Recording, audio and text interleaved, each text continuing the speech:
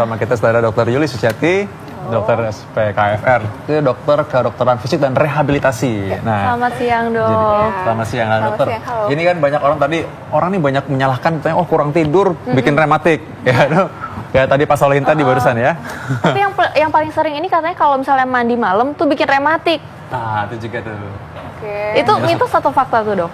Kalau mandi malamnya yang menyebabkan rematik itu mitos. Tapi kalau misalkan penderita rematik, kita sudah punya sakit sendi rematik, kemudian kita mandi malam, itu betul bisa bikin tambah sakit sendinya. Karena kalau kita mandi air dingin itu kan dingin ya, di sendi itu ada kapsul sendi itu ada reseptor nyerinya dok. Jadi itu akan mengerut, jadi itu membuat nyeri. Jadi tambah sakit kalau mandi malam. Yang sudah rematik ya. Iya. Gitu. Tapi berarti kalau misalnya belum kena rematik mau mandi malam itu masih nggak apa-apa ya dok ya? Nggak apa-apa sih, gitu. Nggak ada hubungannya. Iya, batasan waktu nggak sih? Sebenarnya kan orang bilang mandi malam tuh seberapa mandi malamnya maksudnya? Iya, jam berapa tuh dok? Itu di literatur sebenarnya nggak ada di rumah malam ya. Jadi kalau tengah malam jam 2 malam, jam 2 pagi gitu nggak apa-apa dok? Mandi dini hari ya. Ya. Itu kayaknya mandi pakai kembang mungkin.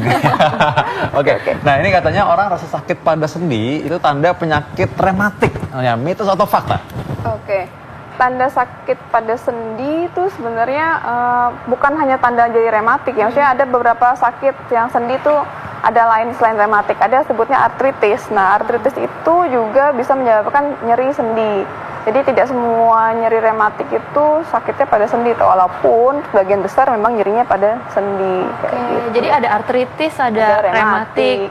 Nah, ini gimana untuk dibedakannya dok? Mungkin masyarakat perlu tahu apa sih sebenarnya yang disebut rematik ini?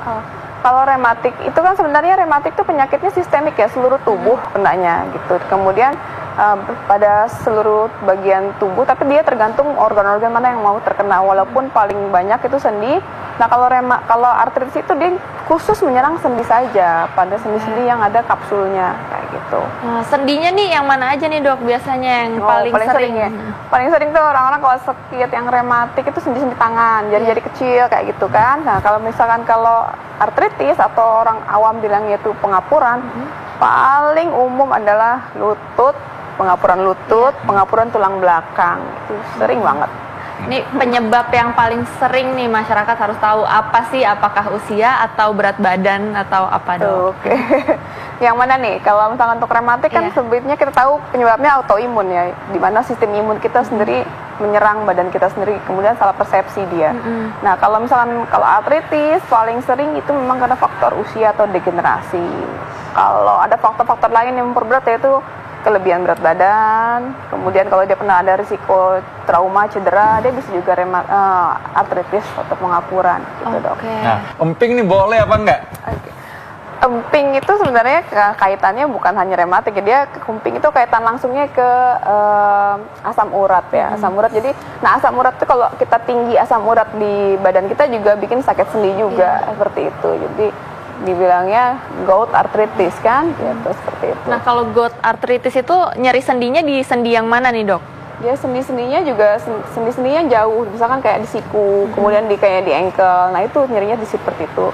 Kadang-kadang sendi-sendi tertentu yang kena itu hampir mirip-mirip yang kenanya gitu, antara rematik, arthritis, gout seperti itu.